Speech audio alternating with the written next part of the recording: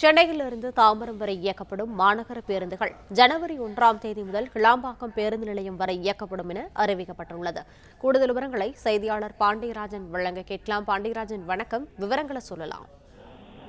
கிளாம்பாக்கம் புதிய பேருந்து நிலையம் இன்றிலிருந்து பயன்பாட்டுக்கு வரக்கூடிய சூழலில் சென்னை மாநகரிலிருந்து கோயம்பேட்டிலிருந்தும் சென்னையின் பல்வேறு பேருந்து நிலையங்களிலிருந்தும் இயக்கக்கூடிய தாம்பரம் நோக்கி செல்லக்கூடிய அனைத்து பேருந்துகளும் கிளாம்பாக்கம் வரைக்கும் இயக்கப்படும் என தற்போது தெரிவிக்கப்பட்டிருக்கிறது.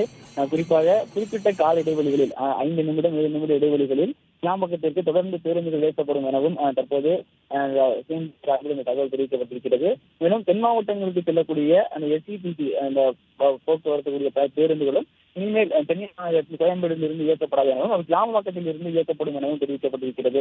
கிளாம்பாக்கம் பேருந்து நிலையத்தில் மூலமாக தென் மாவட்டங்களுக்கு செல்லக்கூடிய தனியார் பேருந்துகளும் அங்கிருந்து இயக்கக்கூடிய அந்த அறிவுறுத்தல்களும் வழங்கப்பட்டிருப்பதாக தற்போது தகவல் கிடைத்திருக்கிறது.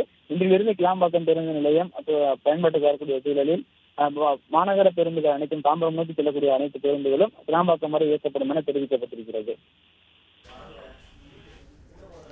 தகவல்களுக்கு நன்றி பாண்டியராஜன்.